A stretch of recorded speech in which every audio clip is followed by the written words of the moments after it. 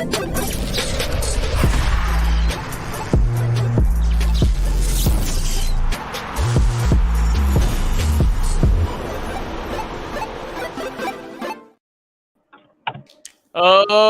Happy New Year, GLTV fam. Ladies and gentlemen, we got the gents, the squad. They're back together, 2023, but the same faces are in here. We should be moving the squares around here because we got Arsenal on top, we got Newcastle on top, we got Liverpool on the bottom. But today, we're just going to keep it as per normal because we don't want to be shaking things up too much. Gentlemen, how are you doing? How are you doing? Oh, it's good to be back. We didn't have too many shows towards the end of last year. I know Goalloungetv were quite active and ready with Walter Sisulu Soccer Challenge, and I'm sure you're going to talk about that. So it's good to be back on the actual show, speaking Premier League football. Yeah, definitely good to be back. Been waiting to throw some banter. I mean, we've been on top of the league for how long now? And it's been since when? And I haven't been able to say anything to anyone. I mean, people say it's a conspiracy, Wonga. They reckon since Arsenal's gone on top, we've started showing less or making less shows. So they think it's an Arsenal agenda. And I assure you that is not the case. To next point, we have been busy from this side of things. But also we've got big news, just in case. I know we are committed to the people, and the people that follow the show like the people. So Nick, you got some big news on your side. You want to tell everyone watching, I mean, what happened with you when you went over to your hometown there in the UK? A viewer of the show, a big supporter of Newcastle United right now. You know, when she fell in love with the Toon Army, I knew she was the one, so I dropped down on one knee, made sure the knees were okay, and I proposed to the lady that's gonna make a home for me. You know, she's the one, and I'm so excited to start this journey with her. Got her to see why I'm so in love with Newcastle. Let me just clarify: it's Newcastle first and Savannah second. I hope she's not watching. I hope her family's not watching. But I think before I say any more, I think the host and our CEO, Claudio Barrero, needs to share some news of his own. What did you get up to in December, Claudio? Oh, geez. You know, I think the Goal Lounge squad just got together and we decided we're going to start bending knees. I think from my side too, I've also bent the knees. So and it's just perfectly timed. We didn't even speak to each other. Hey, Nick, it just happened that way. It's quite interesting. No, we didn't. Well, I didn't know you did it. And actually, when you had congratulated me on social media, I actually said to Savannah, when is this one going to happen? Surely it's around the corner. And then I think a couple of days later, it happened. So, no, I'm super chuffed for you. Congrats.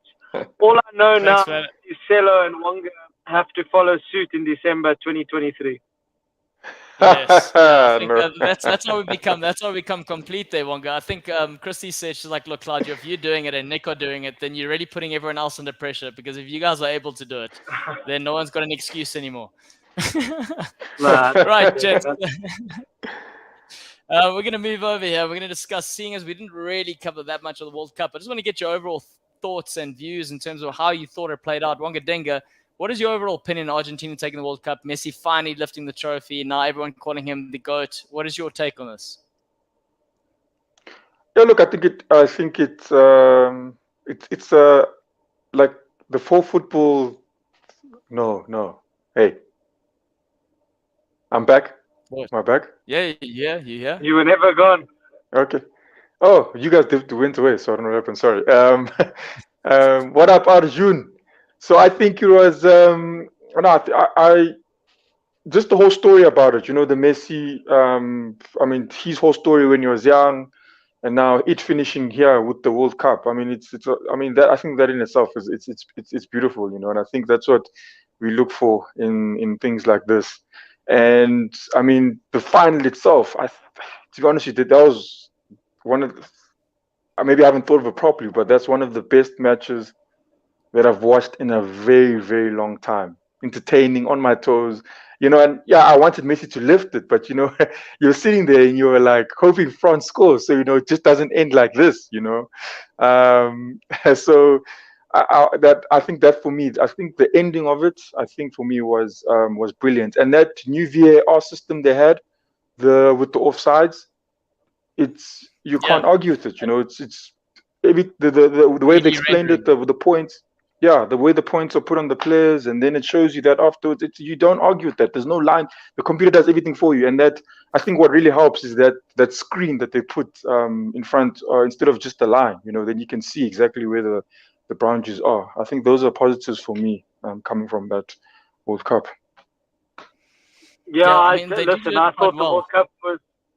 Oh, sorry. Go ahead, Nick. No, go. No, I thought the World Cup in general. I mean, the final was epic. You know, I don't think you could ask for anything more after a slow first half.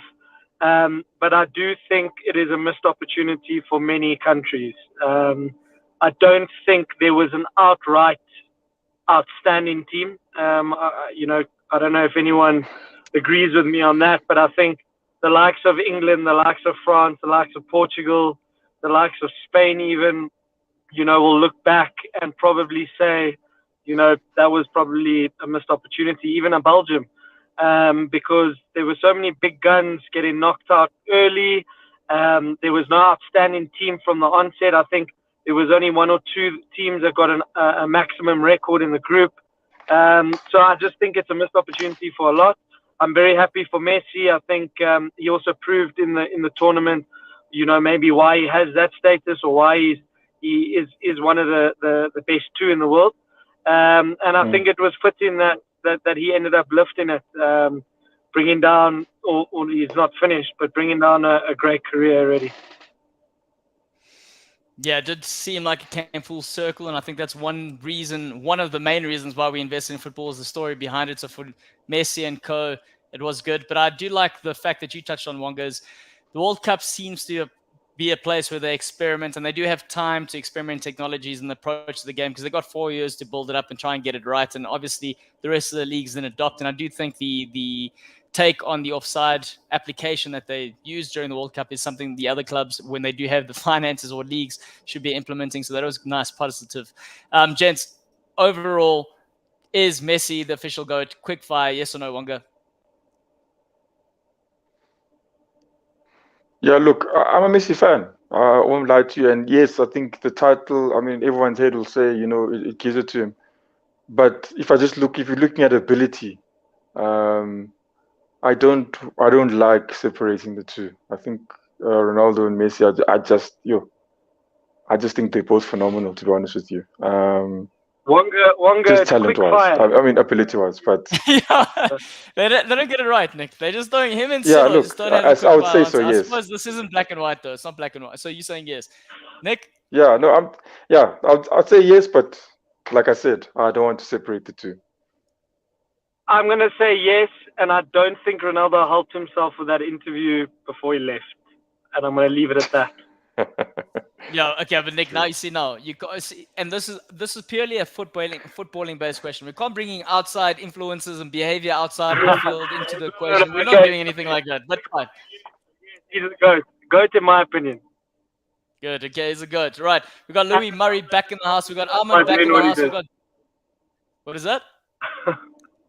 And Ronaldo didn't help himself doing what he did. I'm just gonna add that in again.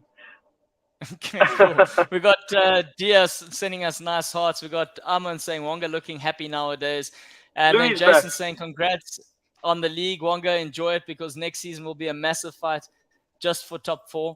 So we are there, and let's come back to the Premier League because that's why we're here. We enjoy the Premier League, and we have the teams that we follow. And first things first, the transfer talk. I mean, Arman's already come out saying, who's it? We got Chris Wood to Nottingham. Here we go, Nick. What are your thoughts? To be honest with you, you know, I think he served his purpose. He did a great job last season. You know, he stepped in now with Callum Wilson. Isak got injured throughout the season. I would think we're a little bit thin if we do let him go. He seems like a great team player. He had a great game against Leicester on Boxing Day when I went to go watch him or watch them. So I wouldn't be sad to lose him, but I would like to know that there's a backup on its way. But yeah, good luck to him. I'm quite indifferent about the situation. If he goes, I won't be too upset. But I would like a replacement to come in. That's fair enough. Wangadenga, we got the whole situation that happened last week. I mean, Arsenal have been following Mudryk for months and months. Arteta had phoned him, Edu had phoned him, Zinchenko had phoned him. They had lined this deal up. Chelsea came in, swooped in last minute. He made his move to Chelsea. But today it seems like Trossard seems to be making his way to the Emirates. I mean, what do you think about this? And I think the fee is quoted to be roughly £27 million. Yeah, that's correct. I think for Arsenal, I think that's a good signing. In terms of Mudryk, I said it before with you guys that I think that it's more of a loss for him, I think, than it is for us. Shakhtar, for them, they will obviously see it as a benefit for them. But yeah, I'm happy with us signing a player like Trossard, adding him to our team. Martinelli now and Saka have sort of, I think, backup. I mean, we definitely did need it. I mean, if you want to, I think we're at the top, and I think Nick did mention it in last season, saying like if we do end up finishing at the end of the season on the top, I think then Arteta would definitely go for it, and that's then you would see a signing in January, and here it is. I mean, as soon as we finished. I mean, after World Cup, we ended up winning, and yeah, I think you've seen Arsenal have been the intent on them signing someone this January was clear, and I mean they pushed. I mean, according to Shakhtar, they said the fees were the same. I think Arsenal put in the same as Chelsea. I don't believe it that much. I don't know. I don't think Arsenal spent that much on it. So the fees were the same, but the differences were the bonuses and how they had scheduled for that to roll out. So Shakhtar was saying the bonuses that Arsenal were including were a lot more unrealistic in comparison to what Chelsea were saying. So, for example, achievements that he would have to go on to go and do versus what Chelsea was saying outright, they're going to go pay X amount if he just played 30 games, whereas Arsenal's putting in he needs to be a Ballon d'Or winner and as an example. But yeah, but he was saying that Chelsea, they said in the according to them, they said that if he was to win the Champions League and the Premier League, they also get bonuses. You're telling me that, I mean, Arsenal can't do the same thing. I mean, what else would have Arsenal said there for him to score 50 goals or something? I don't understand. But nonetheless, I think Trossard is a good signing. I like the player. I really do like him. I mean, even my fantasy league is mostly around players I like more than someone that will actually really give me the points. And he was one of the first players I put in my fantasy. I'm gutted to hear that. I haven't been on my sort of socials today. I was hoping Newcastle would go and sort of try and make an attempt to get him, simply because we've got Dan Ashworth, who's obviously been at Brighton. I thought maybe that would be a situation where we could potentially beef up the wide areas. But one thing I will say about Arsenal is watching that game against Newcastle, I think Arsenal need probably one or two, if not even three signings in attacking areas if they're going to win the league. The reason being is there's not much depth coming off that bench, Wonga. I don't know what you think. You know, when you played against us, you brought on Tomiyasu, and it was 0-0. And Newcastle frustrated you. So in terms of shaking it up and, trying to add another attacking player, especially with the injuries that you have, I think Trossard's a good addition, but maybe one more would probably solidify you guys as sort of one hand on the title already. Yeah, I agree with you, Nick. Especially, see, the one with Jesus is a tricky one as well, because we've got Nketiah to cover, man. Yeah, I mean, take my hands down. I mean, the guy's done very well there. I think we definitely need something. It's a tricky one because he's going to come back not too long from now, but I mean, yeah, these games they count, and definitely Martinelli needs someone there to push him. We need something different there as well. I am happy with sort of the options we have in the midfield. Your Vieira and your Smith Rowe just came back now, but no, I do agree with you. Definitely one or two more signings there. I mean, just so that just so that we can finish, at least win this league. It's in our hands now. It is in our hands. And next year is Champions League as well.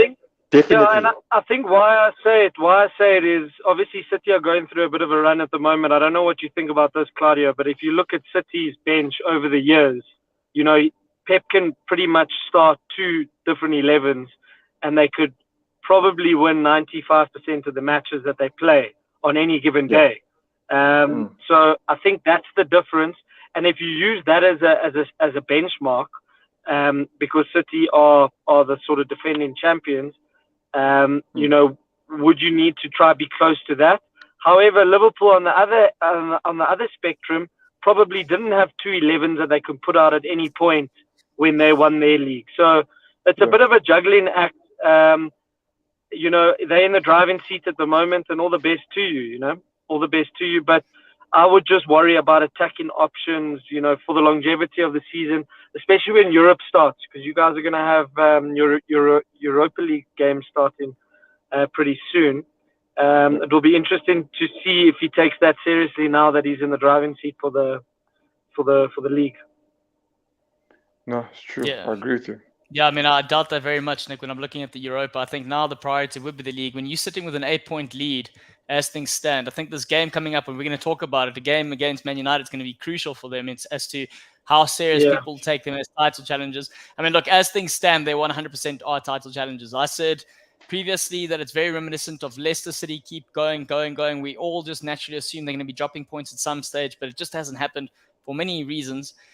In the house, though, we do have Sam back, and he's saying good to see everyone. So it's good to know some people miss pre-match Moody out there. We got Vards also in the house, and of course Jason saying, Wonga, sign Wilfred Zaha, either bargain price now or pre-contract for next season. Would you take Wilfred Zaha? I'll take him, 100%. I'll take him. I think when I look at him play, he's still got a couple of years left in him. He won't. He's definitely not going to just be like a once-off thing. I would take him. And like Jason said, it probably would be a bargain now. Considering his age and also how much time's left on his contract. Yeah, and I suppose and going his back ability. to the Arsenal. Yeah, but going back to you guys, I mean, credit to Arsenal for going out there and wanting to sign players, and they're going to do whatever they take to bring players in. They've landed the one today. Trossard is tried and tested. He's got his goals against big teams, so to speak. I know the Brighton fans are a bit sour as to how this has played out. Him having fallout with the coach, him not coming to training, leaving, etc., etc. So they're a bit disgruntled, but I do think this is a massive bonus for Arsenal, especially the time of the season to that point. Jets, now this isn't necessarily a signing for this window. Okay, go ahead, Wonga. What do you want to add there? Yeah, just one thing I want to mention. Like, I mean, even with Arsenal signing, I don't think Arsenal attracts anyone without us being where we are in the league and playing the way we are. We've struggled to get the players we've wanted over the years. I mean, because of that, you know.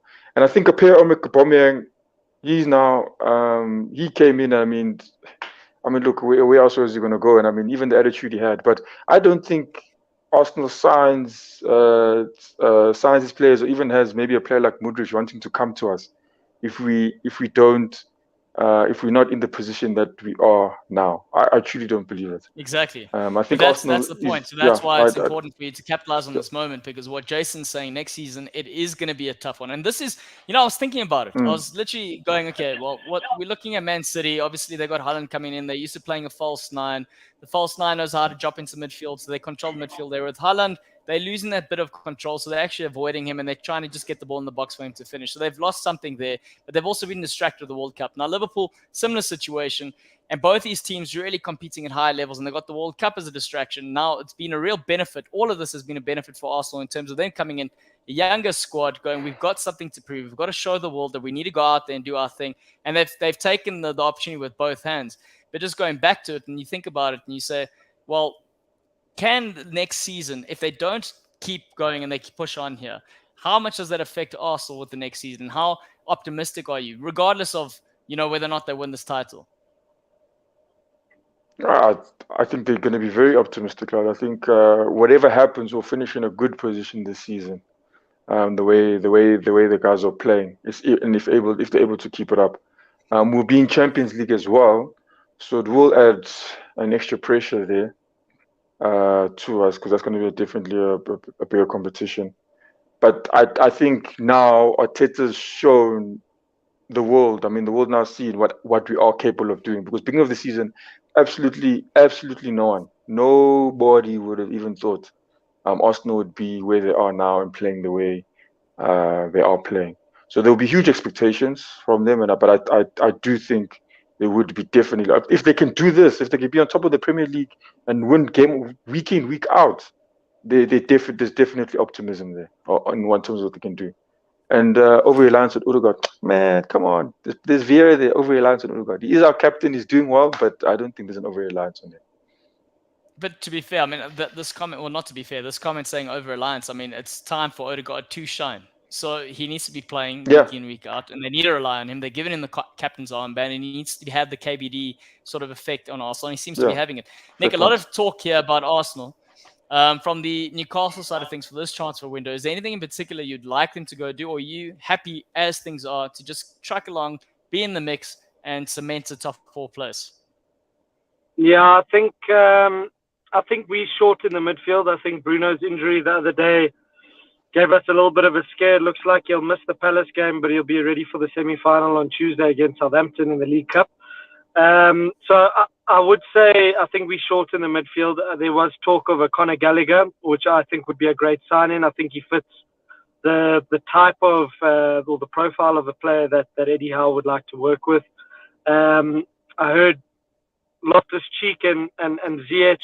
I'm not too sure on Loftus-Cheek. I think Ziyech could give us good options, out wide or in those attacking areas. And I think the squad is a bit thin.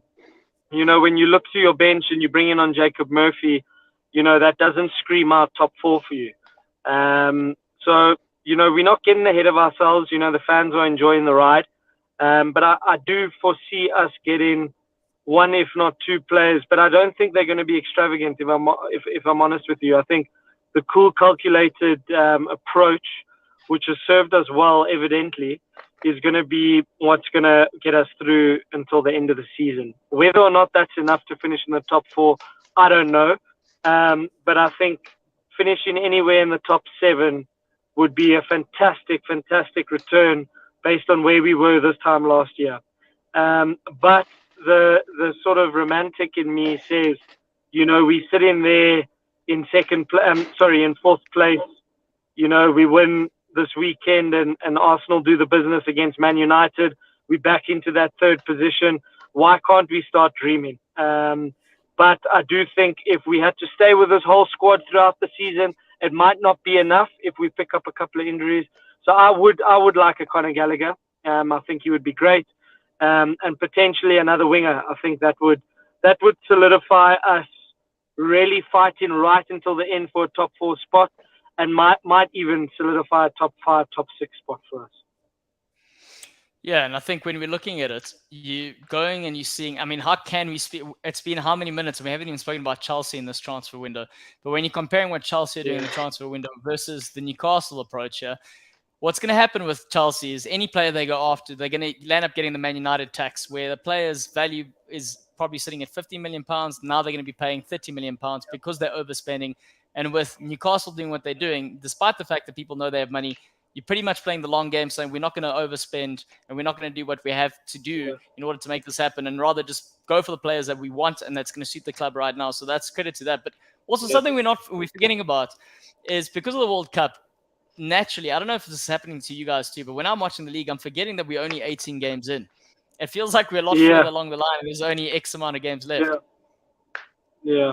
So no, I think it's also just it just makes you also realize that it is a marathon, it's not a sprint. So like Arsenal, Arsenal have they're 8 points clear at the moment. That might change tonight. There's still a long way to go. I'm sure Wonga's sitting there praying that an Odegaard, that a Jesus comes back fresh and doesn't get injured again. A Partey, a Ramsdale, a Ben White don't get injured, because if they do, that Arsenal team looks a lot different. And I think that's the same as a Newcastle. City, I think, they're going through their little blip, but I think Pep's probably saying exactly what you've just said, Claudio. There's still half a season to go.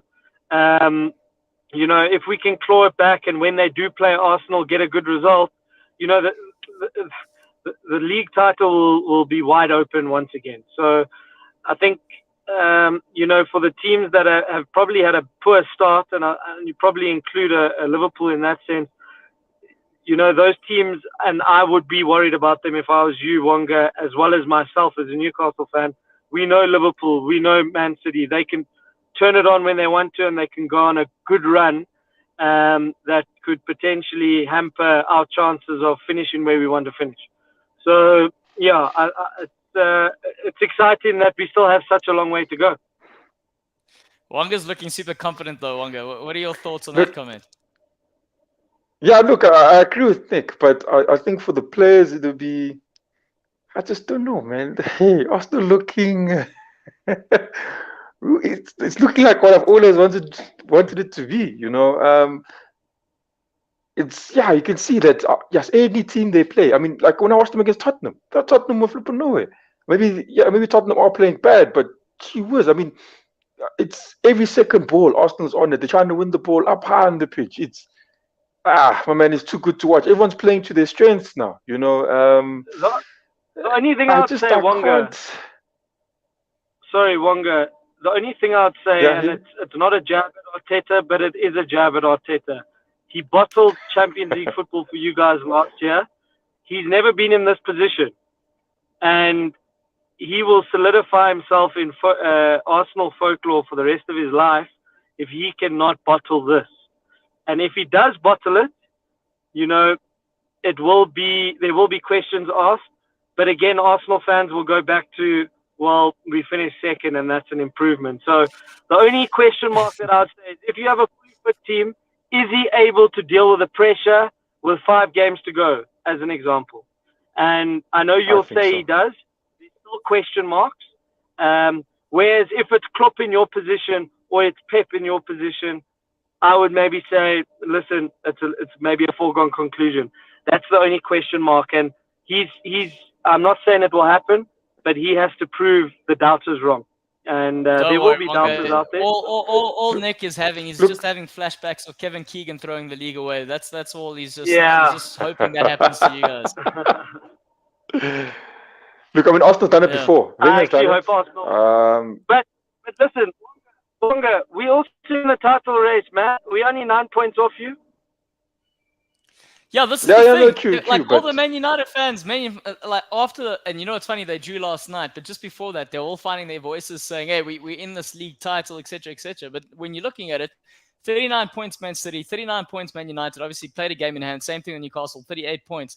Realistically, all it takes, I mean, this is where it gets tricky, Nick. I know you're talking about Arteta's credentials here, but one thing we've seen about Arteta, and he's gone about it the right way, is he's kept this group together. He's got them believing. He's gotten rid of all the rotten apples, and he's added experience to the squad that add to the squad's chemistry and culture. And that's also one thing that is completely downplayed. When we're looking at Man City, they lost Zinchenko, they lost Fernandinho, and they lost Jesus. 2 of those players have gone to Arsenal. And what they've said about these 3 players is they were massive in the changing room, because even when they are, I mean, you know how it is, Nick, when you're coaching and you've got a competitive bunch, things aren't always going to be rosy. But there's always 1 or 2 of those players that can keep the morale up. And they're saying out of those 3 players, 2 of them that are now sitting in Arsenal's camp were those players for Man City. So it's interesting to see. They've won a league title, They've won a league title, but they're jovial. They go in there, they uplift the spirits.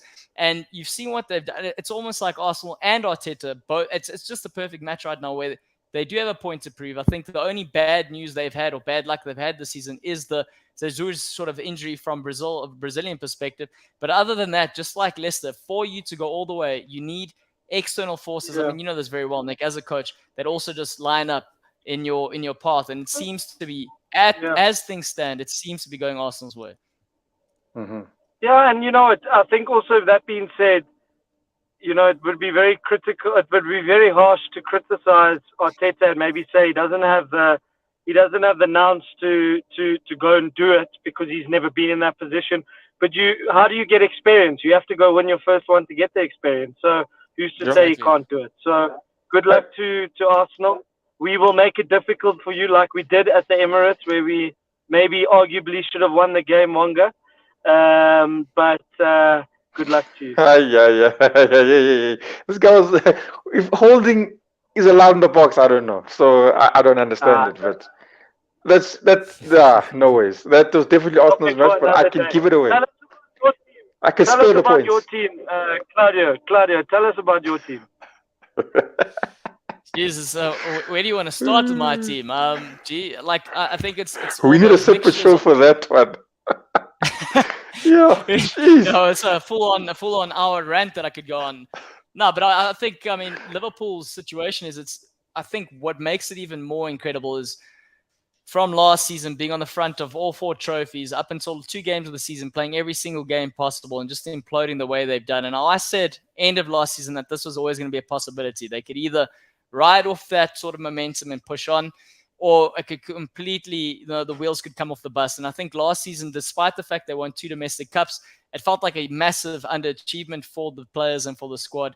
And then going into the season, Klopp's come out saying they also didn't have the best preseason. And so you got all these factors knowing with the World Cup being in hindsight, Van Dijk's injury hasn't been the same player, but he is one of those players completely distracted by the World Cup. Trent, another one, with all the news he's been getting, almost similar to what Harry Maguire's experienced in terms of saying how bad the player is and Trent having to deal with that. So that's a new factor. But even off the field, I think Liverpool's going through something which is where Arsenal were a couple of seasons ago, where Newcastle were. And what's crazy is such a well-organized machine is what it seemed like. And all of a sudden, overnight, the carpet's been ripped from under their feet. And I mean, we've got Julian Ward, who was there to replace Michael Edwards. He has only been a year and he's already resigned. The head of research is out. We've got the guy, head of director, who was in there. He's now just facilitating the sales. We're also in limbo as to what's happening. Klopp, we know we need a midfielder. We need midfielders. We need to go out there and sign, but we don't have money right now because of what's happening, and they're waiting to see whether or not this sale goes through. As things stand, there's been a lot of rumors that a Qatari consortium are going to come in and buy the club, but now it's also gotten to the point where FSG are asking for that 4 billion pounds that they want for the club, and now they've gotten saying instead of the wholesale, which is what the Qatari sort of guys want, they're saying, no, we don't want that. We just want to sell a minority stake. So as things stand, it's an interesting place to go. If they are bought by the sort of Qatari consortium, where does that leave the likes of an Arsenal and a Newcastle?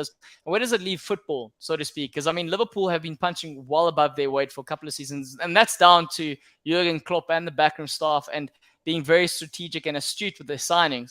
But what happens if Jurgen Klopp is able to just buy whoever he wants when he wants to? And what happens to the game from that perspective? Because we got FSG that were banking on the financial fair play system. Then there was that whole Super League fiasco that I think they were also banking on from a financial perspective that has come crumbling. And then they're going, look, we can't compete with the rest of these guys because they just open blank checks and they go and spend what they want. So let's try and change things up. And if you do that, Nick, you had these comments before with the whole Super League discussion. Where do we leave football now? Does it just go to the highest bidder, and that's who our champions are? Yeah, I think football's in a weird space at the moment. I don't know if you guys have seen. There's a new documentary on Apple TV explaining the whole Super League. I started it yesterday, but I think like we had discussed previously, I don't think that's going to go away anytime soon. I think it will rear its head pretty soon, but probably in a new format of some sort. And I think it will benefit teams going forward. But I do think you're going to have, and we've discussed this in the past, the Premier League's going to have 10 teams, 12 teams, 14 teams, 20 teams that are all owned by super billionaires. Nick, as things stand, they've just broken a record within the Deloitte Money League. It's the first time ever that more than half of one league's sort of teams are represented in the top 20. I think they're sitting on 12 Premier League teams on the top 20 in terms of the revenue earned for the season last season. So when you're looking at it already, the Premier League is becoming that Super League. Yes, it is. And I think also that's why you look at a Real Madrid and a Barcelona and Juventus that are still trying to make sure that this league is soon started, because I think they can see how powerful the Premier League is. So, it's a bit of a catch-22. It's interesting to see where the Premier League is going, because it's not a foregone conclusion anymore as to who's going to win it. I think in the last 3 or 4 seasons, it's always been your Liverpools and your Man Cities. But you see Man United getting their act together, and their sale probably going to go through as soon, like Liverpool. Then you're going to have a proper top 7, top 8 fighting not only for top 4, but if they can all get their lines aligned, potentially all fighting for a league title, which is really unheard of anyway. So where it leaves football, I have no idea. I'm just happy to be a part of it now. So I couldn't really care less about anyone else. Right, and on that note, we might as well talk about what's happening this weekend, talking about the football that we are going to be experiencing. The first so-called big, we can say the mid-table derby, Liverpool versus Chelsea. Goalloungetv, how do you think this is going to shake up here? I mean, we've got Graham Potter, shame. He's seemingly out of his depth, but I mean, the owner's just going out there and just, shooting cash at players, bringing them in and asking the coach to do a job. How do you think it's going to play out? Yeah, if I'm looking at, I don't really know what's happening at Chelsea, but I'm just I looked at that Mudryk situation, and according to them, they've got a long-term plan with Potter there. And obviously, he's struggling now. He has to win the games now. Can't play the way he wants to. He literally is trying to just ensure that that ship does not sink too far, for what he's doing, his plans. And I think, look, both teams are playing horribly at the moment. To say where it's going to go, I don't know, Claudia, I can't lie to you. But if I'm looking at Chelsea, I think have better options than Liverpool at the moment. I think you guys have still got a couple of guys injured. I think Diaz was a huge blow for you guys. Massive. I think he would have made match-winning performances for you guys if he had not gotten injured. And I think it could be the difference even when you guys go face a Chelsea. So I am leaning towards a Chelsea when you guys, despite it being even at the at Anfield. I don't even think that'll make a difference. I don't even think that'll make a difference. The way your season's been going at the current time. It's a definition of it's a definition of a 6-pointer, isn't it? At this point, but I don't know, Claudia. Sorry to jump in, but I think that the tide has to turn for one of them, and I don't think Potter knows who his best team is. Whereas Klopp, in Klopp's defense, he probably has an aged midfield that he probably doesn't want himself, but on any given day, he can get those players to play for him. And at an Anfield against the Chelsea, regardless of where they are in the league, it's always been a notoriously big game. I do think he'll probably get the best out of his players on the day. Potter doesn't know who to select. He didn't even sign this Mudryk. He even came out and he said, he didn't say it directly, but he just said, we need to be careful in who we sign in because we've also got players that are injured. So there's something going on there at Chelsea, which is, it's not an unknown in football, but he's not signing those players. And I know he wants to go and get that Caicedo from Brighton, so he wants to sort of get players. And I don't know. I just think there's a rat that stinks in that kitchen, and I don't think it's going to end well for Chelsea. They're not going to finish in the top 4. I think out of the two teams that can challenge for the top 4 right now, if you had to choose one of the two, I would say it's Liverpool still. And if Liverpool can get one top signing in this January window, I would be worried as a Newcastle fan, as a Spurs fan, as a Man United fan. Well, look, I don't think you got to worry about that, Nick. I don't think they're going to bring in a signing, to be honest. And I think this is where, Vard is looking and saying the Liverpool team is stale and it needs to be shaken up. And this is another factor that I didn't speak about earlier, was that we've got a couple of players whose contracts are running out towards the end of the season. They know they're not going to stay, and they are looking for other options. So yes, they've got to play to a certain extent, but their hearts aren't as in it as it was previously. And when we're looking at the players that were injured, one name in particular that hasn't really been thrown out there, and one that we always forget, Curtis Jones, one of the youngsters in the midfield, he's had a terrible run of luck when it comes to injuries. And if he's kept fit, he's a player that does contribute to the midfield, and he's versatile. He can play high up the park, he can play in the middle of the park. And I think the difference is when we look at that defeat we had last week to Brighton, Jurgen Klopp coming out saying one of their worst performances ever. They were flat. There was no energy. There were ridiculous things happening. Trent was like, he left 2 men just running to the box because he was over it. And it wasn't just him. I'm obviously singling him out. But what happened was when they play against Wolves, he changed it and he played a bit of the younger players. And even though they don't have the pace of your Salahs and your Manes back in the day, but just by playing Carvalho and playing Elliott up front, you decided they were going to chase everything. There was energy. And the energy made a difference. And all of a sudden, Thiago looked a better player having a youngster behind him instead of a Fabinho who's not getting any sleep because his wife's had 2 babies in the last span of I think it's, 12 months or something ridiculous. So I don't think he's getting much sleep. Everyone's saying his form has dipped. I'm saying the man's not sleeping at home because he's worried about his babies. But we've got these things to contend with. So I do think, to your point, Nick, if we've seen what Liverpool have done this season, they have shown up in the bigger games. So the players, that should be an issue for them to turn up at Anfield. And if that doesn't happen on the weekend, where they don't show up against Chelsea, then we're going to say, well, anything that you were saying about worries about them catching the top 4, then you can really say goodbye. And I think it's a similar situation with Arsenal and Man United. I think this weekend is going to determine a lot in terms of momentum in the second half of the season. But overall, Jets, we got Pums in the house. Onga Dinga, quick fire. What are your predictions? Then followed by you, Nick, for this game. Also, Pums, you come in right at the end from a Chelsea perspective. Does anyone? Sorry, I know. Quick fire, but Nkuku, what's Nkuku's situation? When does he start to get to play? When does he sign for? Was it? I think that was a pre-agreement for the next season. For next season, no? Oh, okay. Yeah. Okay. No, then this game, goodness me. I say 2-2 draw. 2-1 win for Liverpool. There we go, Nick. I like the way you're speaking. Sam saying 1-1. I'm going to go with a victory. I think it's going to be touch and go. Liverpool, worst defensive record they've ever had under Klopp. Worst sort of position as to where they're standing currently. So they will definitely concede goals. So I think 2-1 is a fair shot then, Nick. I'm going to go with 2-1. Yeah, right, we're going to talk the next game here. Crystal Palace versus Newcastle. Obviously, Crystal Palace, great result against Newcastle. They're snatching a draw. Not snatching a draw. Also against Man United, sorry. Jeds, one thing I also didn't like is when Man United are getting results, have you seen how the media has changed? They get the results against 100%.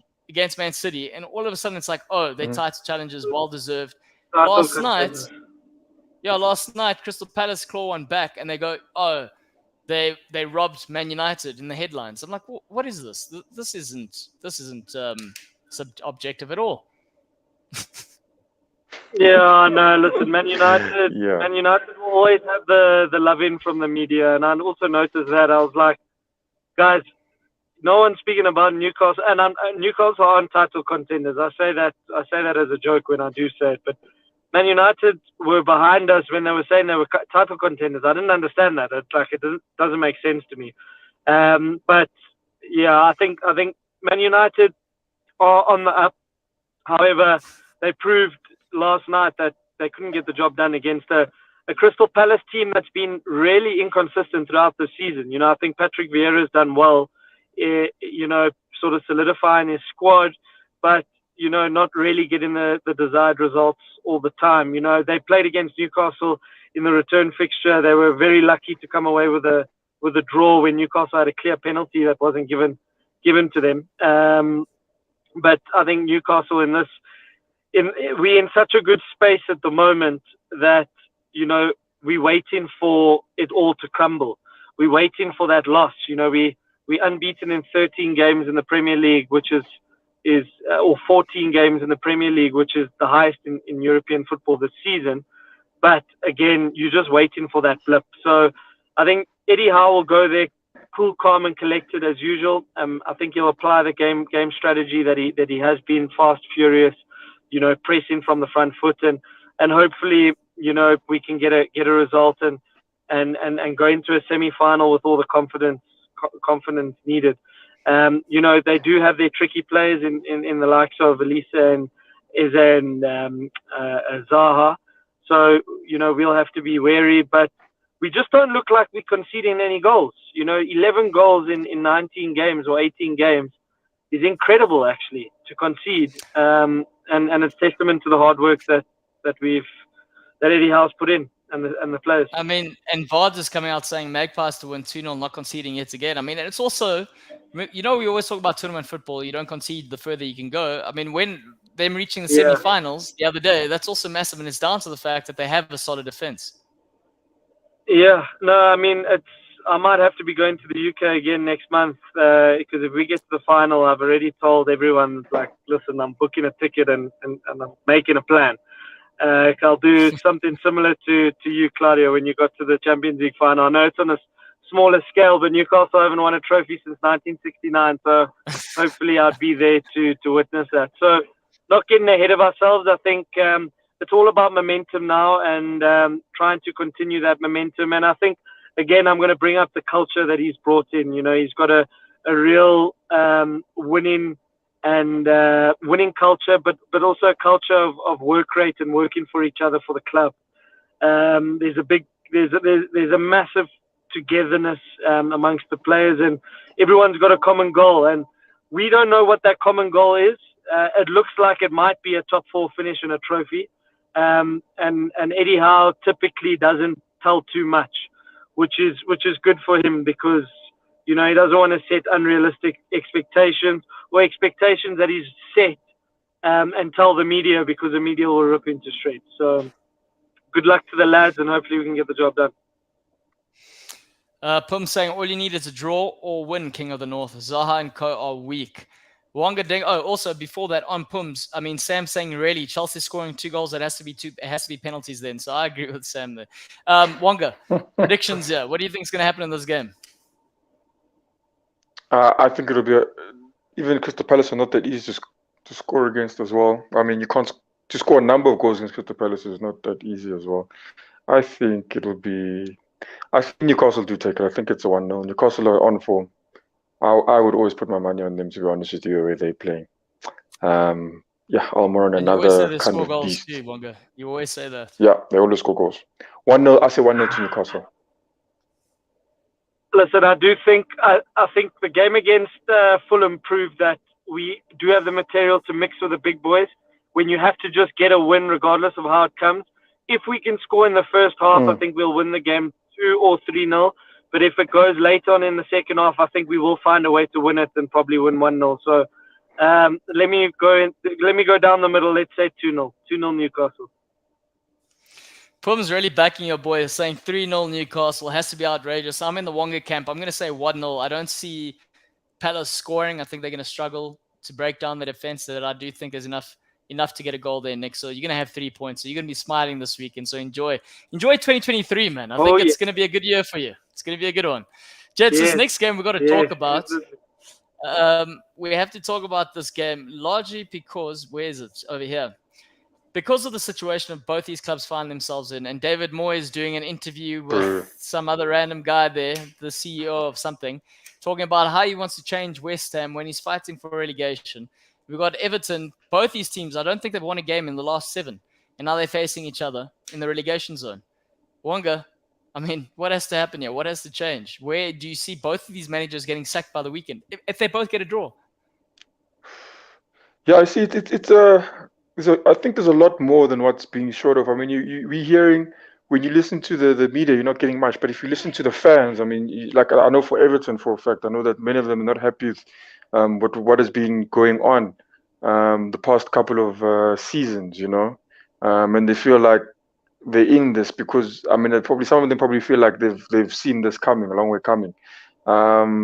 You've got them now. I think they spent quite a bit of money the last couple of seasons. I don't know what the figure is, but it's probably the most they've done in a long time. You know, you saw James Rodriguez, player of that stature, coming to an Everton. I mean, you had to pay him the money. You had a how am I forgetting his name now? They've had Ancelotti in there. Madrid. Yeah, Ancelotti, yes, he was there.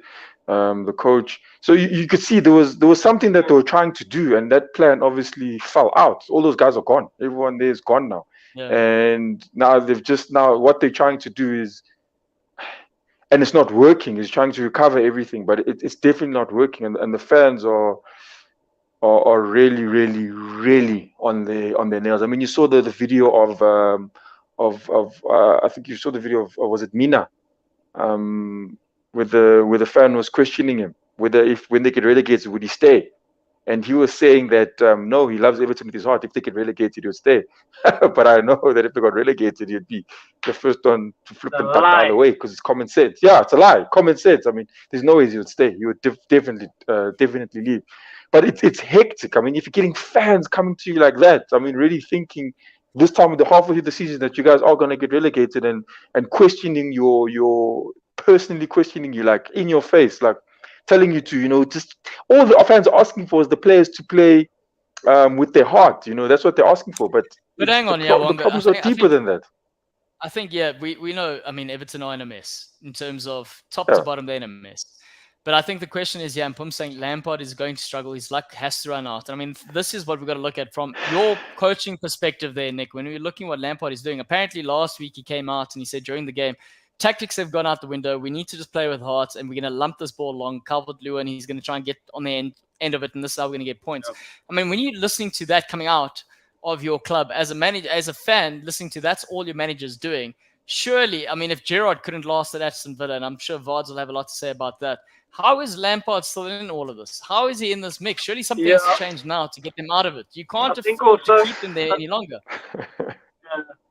I think just, looking at this game, it's a massive game, and I think there's two parts to this. So if we start with Everton, Everton have overspent over the last 4 or 5 seasons. And I think maybe the owner's giving Lampard the benefit of the doubt because the money's dried up, and I think for financial fair play, they weren't able to. They needed to release players before they could, or sell players before they could bring in new ones. So in Lampard's defense, it's probably not his squad. However, I do think there's enough in that squad to get the best out of the players, and that's when your coaching has to come to the forefront. So it's not ideal. Yeah. But I wouldn't like to be in Frank Lampard's shoes, especially going into a job where you can't really make up your own team. He was there as sort of a replacement to Benitez when that didn't work out. There's been countless players, and it's pretty much a fruit salad of a team. To be honest with you, it's a very random selection of players, but there are footballers there that you can get something out of. I would, in my opinion, if I was him, I would try just get through the season, try get a couple of results, positive results, get that winning culture back, and put themselves in a position where they can survive and really look at doing a full overhaul of that squad. And then if you look at the West Ham side of things, they've been competing really well for the last couple of years, but they haven't really added much to that squad. And on the verge of probably losing a Declan Rice, it was a recipe for disaster 3 seasons ago. No, but hang on, Nick. No, but hang on. You say they haven't added. I wouldn't say they haven't added. They have gone and they have spent. Maybe in terms of the caliber of player, they may be in the same situation as Everton, where they're overspending on an average player, but still David Moyes and I think it's a Liverpool right now. Skamaka is a perfect example. Souček was never going to be that player that was going to score the amount of goals he scored 2 seasons ago. So they probably needed to beef up in that area. The players that they really signed were unknowns or playing for teams that were in sort of mid-table to sort of maybe just above mid-table teams around the world. I think that squad, as Vards had mentioned about Liverpool, is probably a little bit stale at West Ham. I think they've probably punched above their weight for a little bit too long, and they probably needed to sign tried and tested Premier League talent, instead of going to the foreign market to try and withstand where they were, sitting in the top 7, top 6, top 5 over the last couple of years. So I think that's the major issue. I think David Moyes has proved that he's capable of getting a team to play well, but your luck runs out. Look at Leicester. Leicester are in the same position as West Ham. If you look at it, Leicester were in the top 4 for a long time, dropped off, and fell short, I think, on 2 occasions, and they're struggling as well. So I think a rejuvenation at both of those clubs would really hold them in good standing. But I think the biggest thing for me and the most interesting thing is, what if both of these teams draw on the weekend against each other? They sack both of their managers and they return to both of their former teams. Lampard at West Ham, where it all started for him as a player, and Moyes at Everton, where he sort of made a name for himself in coaching. That'd be interesting, yeah. Yeah, that would be interesting. Oh, geez, quick one. yeah. We've got a question. We've got a question from Varna saying, random question: who would you sell first, Ziyech or Pulisic? And just quick fire, Wonga. Pulisic. I would take Nick? Pulisic, so they must sell him to. I would take him, so they must sell him to us. I'd keep Pulisic, personally speaking. I see so much potential in that guy, just completely untapped. I think just right. Another thing on West Ham quickly was Danny Ings just signed for them, I think today, or it's about to go through. So that might be the solution in terms of scoring goals to help Antonio. I know Antonio was wanted by Wolves, so I don't know where that's going to go. But Danny Ings can score goals. On his way out. Yeah, and it also looks like, you know, he's the type of player to get them out of the messy situation that they're in. So that could be a good signing, and maybe the one that pulls him out of the mess that they're in. Right, Wongadinga, quick fire on the result. What do you think is going to happen? This is a big one. Both teams can't buy a win at the moment. I think it'll be a draw, 1-1. Could even be 0-0, to be honest with you. I think West Ham will get a win. I think if Danny Ings can get over the line, it would be quite funny if he can get the winner. So I think 2-1 win for West Ham. We've got Sam saying 0-0. We've got Vard saying 0-0. So Wongadinga, there's a draw on the cards, it seems. I'm going to say West Ham win. 0-0 also. I think they're going to sneak it over. Just get it over the line right at the end. It's going to be one to watch. I think out of all the games, I know there's a lot of these big games happening, but this is going to be a good one to keep your eye on. Right, and about big games, it's that time, Wongadinga. It's the title sort of game here, according to Man United fans. We know Arsenal are in it. Wongadinga, overall thoughts here. I mean, we know Casemiro is not going to be playing for Man United. So does that fill your heart with joy? Does that mean you're going to get guaranteed victory here, or do you think it's going to be a slug? To be honest, I would have liked to seen an Arsenal against them, against the Man United's Casemiro. It's just the way Arsenal have been playing. It's like, you know, I'm not worried about the individual players, to be honest with you. I'm just worried, you know, does Arsenal not put in the performance they always put in? I think if Arsenal play the way they've been playing, we probably more than likely going to win a match. Especially with the Man United, like Nick was saying. I mean, now you'd think they pick up form. Rashford is going on form, that's good. But now look, they struggle to beat a Crystal Palace, who are struggling. I do think at the moment Arsenal is a better team than Man United. The only threat I would be worried about is Rashford. And when you look at our whole team, if I'm looking at the defense, I mean, there's Zinchenko, Gabriel, Saliba, Ben White. Ben White's also, for me as well, he was coming in as a centre back. They put him on the right back. We've had our injuries, and that's worked out very well for him. Most likely will stay there on that right back position. Martinelli, I've always said this about him. I always think he's a player. I think he's still got more to give us. Odegaard been exceptional. Partey, yes, is untouchable in the middle there. And Shaka, as well. Shaka. Why does he always get? I'm still getting there. Nick, I'm getting there. Gets mentioned, yeah, I'm getting there. I'm getting there. Yeah. Yeah, but like I was saying, Nketiah, I've had my say, and I'll be honest with you, I truly believe that Nketiah did not have what it takes. I truly believed it, and to literally come out there, and I've seen, I've been proven wrong with that one. Ramsdale, really good as well. Past the game against Tottenham, he put in two vital saves there. I mean, if those both got in, it would have been a different game for us. Xhaka as well, again, playing to his strength. We're not involved in the defending, rather defend up high up the pitch, not responsible for really coming back. And I think that works well. Arteta's, I think, really gotten the best out of everyone. Like I said again, we would have expected this beginning of the season. But the way we're playing now, I think Wonga, how crucial your centre back pairing been though this season? Yeah, Saliba and they've been Gabriel. exceptional.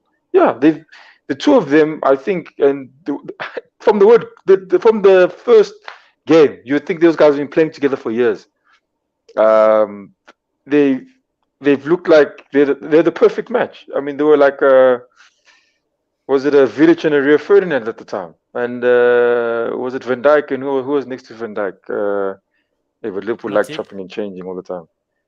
Yeah, it was Van Dijk and Matip. Yeah, and I can't name the other ones, but yeah, but I mean it was it's been one heck of a pairing, but also our midfield as well. Partey, when he came on and off, I mean he had the injuries, but ever since now he's gotten past that, and I think and I remember Arteta was very careful with that one. I mean we really eased Partey back in. We never really worried about us getting the results in the game, but rather him.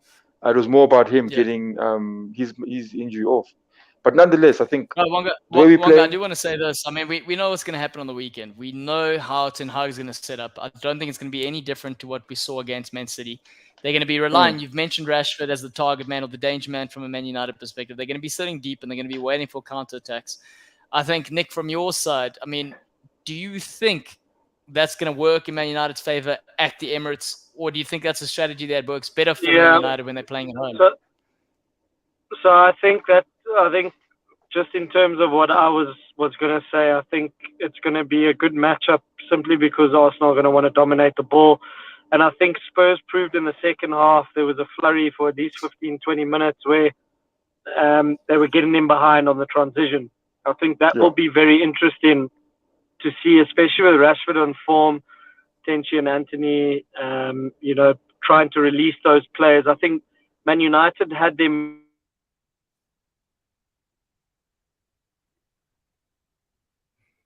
I think we lost Nick. Wongadeng, are you still there? Oh, jeez, I thought I was the one that was frozen. No. We lost Nick. Yeah, so to the but point, I think, yeah. Like what Nick was saying. I think with that, you would think they would Man United. There is something Man United would probably definitely work on. Like you said, with the transition, them getting the Tottenham had, and they did get a few opportunities, which I think were any other.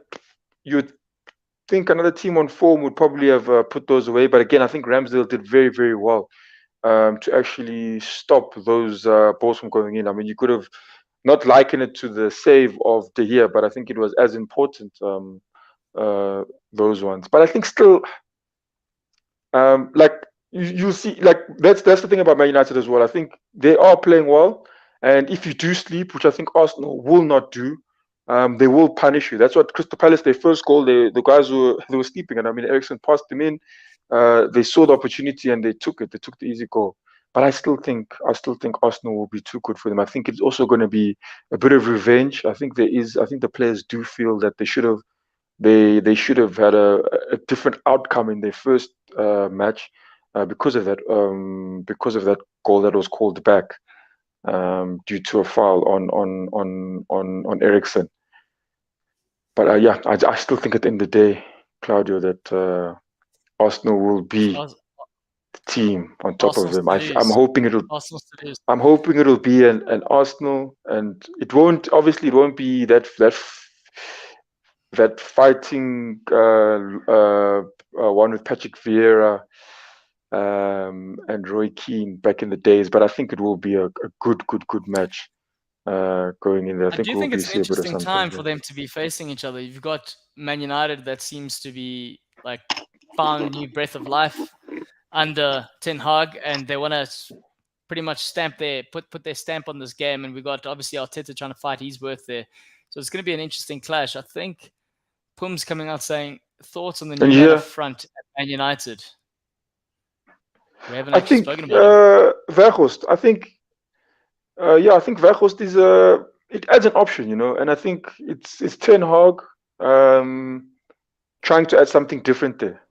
Oh, Nick's coming back. I'll let him finish what he had to say. Sorry, guys.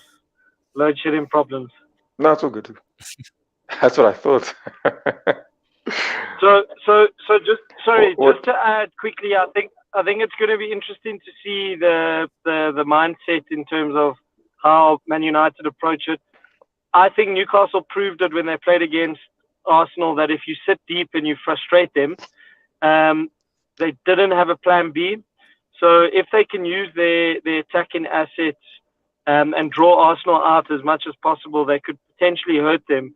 But I agree with Vards' comment that I think it's got a draw written all over it, in my opinion. On that note, Wangadinga, score prediction. Let's hear it.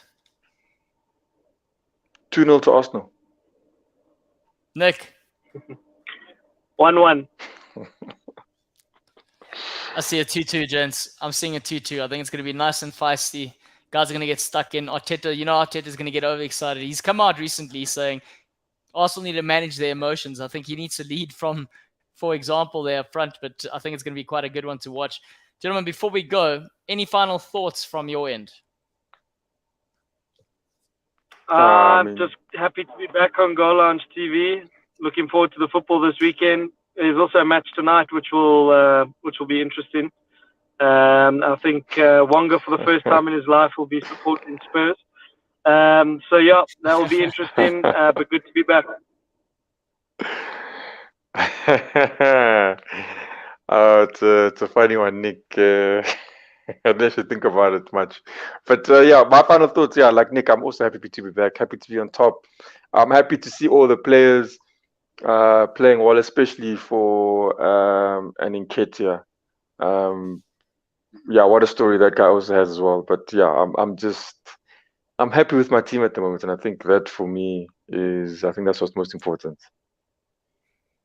Gents, before we go, Nick, you were on radio somewhere. What did you do in the UK then? How did that come about, by the way? The BBC Newcastle radio sent out a tweet, and obviously some fans, local fans, knew that I was there, so they sort of just tagged me in the tweet, and they reached out to me asking if I can come into studio. I mentioned Goalloungetv, but off studio, because they just asked me if I had any experience, so it helped me, but there was no way I could throw in Goalloungetv. I did try, but it was very quick. It was short, sharp. I had Steve Howie, former Newcastle player, talking to me, so I was starstruck completely. So yeah, but it was cool. So you see this, Wonga, in future, when your Goalloungetv gets you a seat in the room with one of your heroes, just remember the first thing you say, hi, my name's Goalloungetv. I mean Nick or Wonga. That's what you say. Yeah, I need to learn from my mistakes, buddy. I need to learn from them. And I've learned. Fair enough. But that's awesome. Do you have thanks, Pums. Really appreciate that comments, and congrats on our engagements there, Nick. We really appreciate that.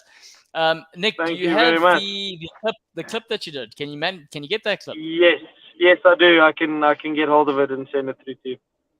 Yeah, send it through them. We'll share it. People must know. They must know the news. And on that note, everyone enjoy the game tonight. If you're an Arsenal Nick, fan, were you there? Were you there at the game? You were there at the game when Arsenal got robbed for the penalty. So with Newcastle. Long story short, my fiance was very, very ill, and I had a ticket. I was in Scotland at the time. The guy told me, I've got a ticket for you, get to London. So best you believe I was on every train site, airline site, trying to figure out how I could get down to London and back to Scotland in the evening, but the game started at 8 o'clock. So it just didn't work out. I had a ticket waiting for me. I gave it away. But I couldn't make the holiday just about football. Because I like how he's like, my fiance was sick, so I couldn't attend the game. He was like, no, my fiance was sick, but I couldn't make it work because the traveling logistics were a nightmare. Yeah, and to also be fair, so I was set on only watching the Leicester game and the Leeds game, but then the FA Cup game was on the 7th, so I needed to drive back down to the UK, and I conveniently just proposed the idea to the missus the night before that we go via Sheffield and see if we can get tickets for the FA Cup tie, which we did in the home section, but it was nice because we got good seats. So yeah, I did make the most of it. I probably pushed my luck a little bit, but you know how we do as football fans. Don't worry, Nick. I Bro. watched Marítimo versus Sporting in Madeira, and I did that without my fiance because she was like, "I'm having none of that." Yeah, I think So, next yeah. time I go, Savannah's not going to have too much more to do with football. I think she's done her football, and maybe she'll watch 1 or 2 games. We'll see. She's gone on tour, bro. Once is enough for some people. Right, gentlemen. Thank you very much. Thank you for spending some time with us. For everyone who joined live, we really love you, and we love seeing those regular faces yet again. Remember, if you have watched this and you haven't done this yet, do the right thing. Just go subscribe and like, and also like and comment. It's important to like. Am I right there, guys?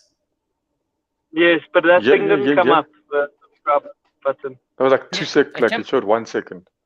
Let's see it again. No, did it show? Better. Go. Did it show? Can anyone confirm that showed on your side? Okay, cool. Sam says, great to have us back. We're glad to be back. How do we normally end the show, gentlemen? 3, 2, 1. Let's hear it. Stop it! Come on, Wonga. He doesn't want to stop it because he knows Arsenal playing well. No, you got to still say stop it. Stop it. Come on. I did say stop it. I did. Well, maybe I turned on my